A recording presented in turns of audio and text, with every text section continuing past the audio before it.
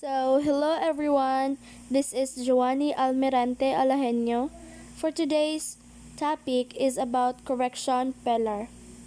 Correction is a branch of the criminal justice system concerned with the custody, supervision, and rehabilitation of criminal offenders. Penology is the study of punishment for crime or criminal offender. It includes the study of control and prevention of crime through punishment of criminal offenders.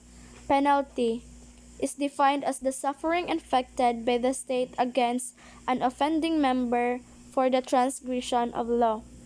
Jail is a short-term detention facility where a person convicted or suspected of a crime is detained.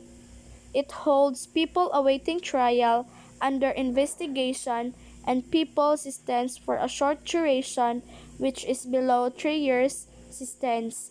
Jail includes provincial, district, city, and municipal jails managed and supervised by the provincial government and the Bureau of Jail Management and the Penology (BGMP), respectively, which are both under the Department of the Interior and local government.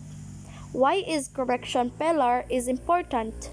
Of the five pillars of the PCGS, the correction pillar performs its task as the safekeeper and undertakes the rehabilitation of offenders and convicted felons. It aims to rehabilitate and ensure human treatment of prisoners. However, jail congestion hinders them in their core functions. Classification of corrections.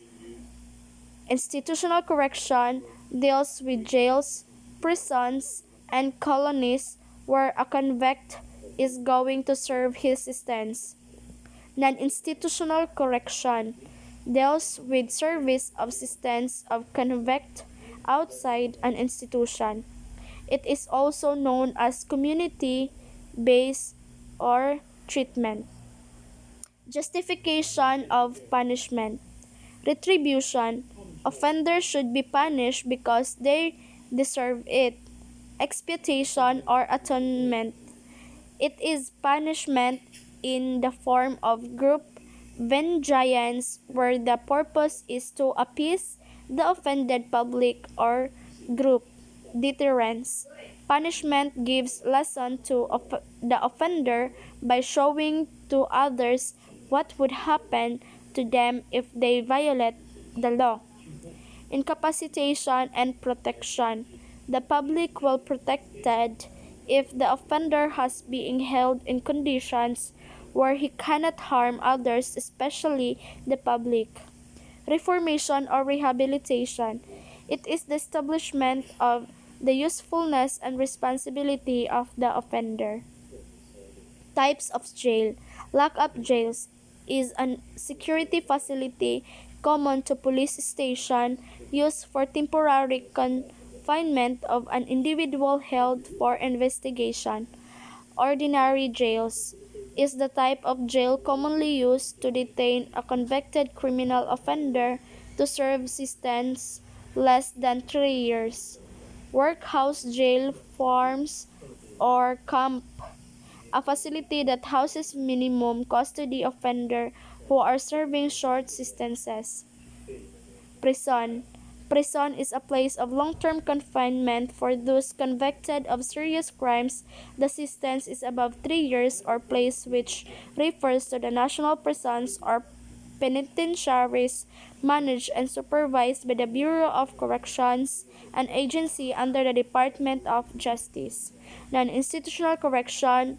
Probation is a disposition under which a defendant, after conviction and sentence, is released subjected to conditions imposed by the court under the supervision of probation officer. Pardon. It is defined as an act of grace proceeding from the power entrusted with the President which exempts the individual on whom it is bestowed from punishment the law inflicts for a crime has been committed. A, A. Absolute pardon given without any condition. B. Condition pardon given with conditions. Amnesty is an act of sovereign power granting oblivion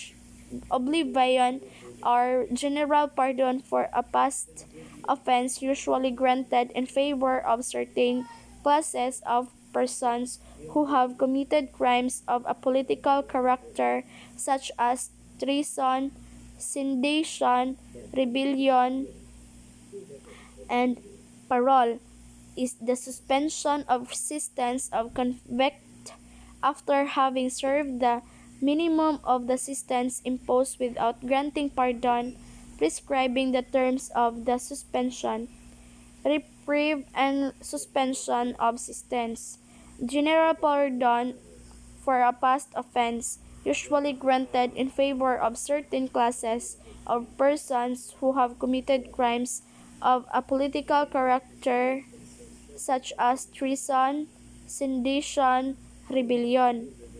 Lastly is commul- commutation of sentence is an act of the president reducing the penalty of a convict. And that would be all. Thank you.